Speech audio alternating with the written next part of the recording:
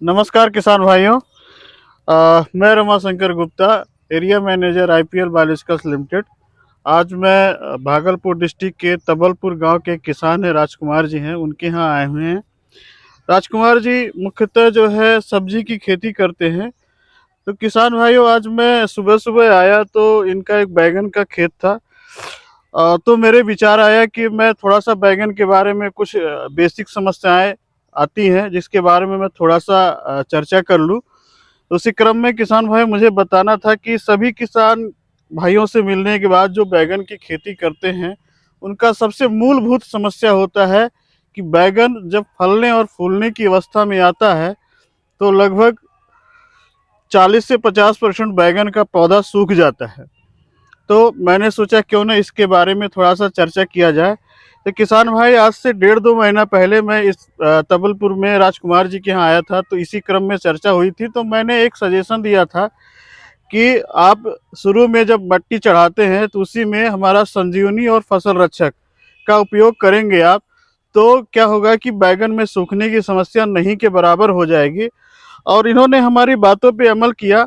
2 kilo संजीवनी और 1 kilo फसल रक्षक के हिसाब से जब इन्होंने पहला खाद डाला, उस समय उसके साथ डाला है।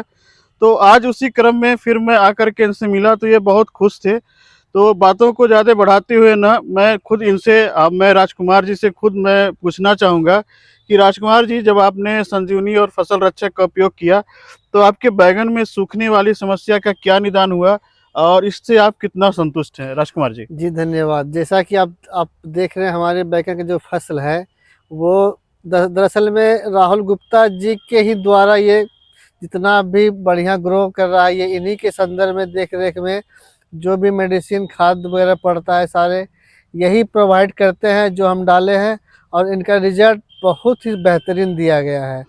और आगे चल के भी इन्हीं के संदर्भ में हम संजीवनी और फसल रक्षक डालना चाहेंगे हर एक फसल में, क्योंकि इसका रिजल्ट बेहतर से नहीं बेहतरीन है इस बार।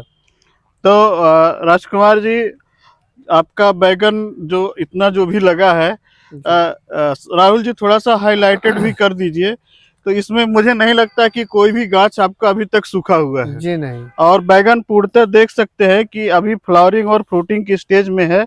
और मुझे लगता है कि 1-2 तोड़ाई हो चुकी जी, होगी। ये लगभग हम 15 दिन से टूट रही है बैगन, और बैगन में वो जो पहले जो बंझा होने की समस्या थी वो बिल्कुल ही एक पौधे में नहीं है।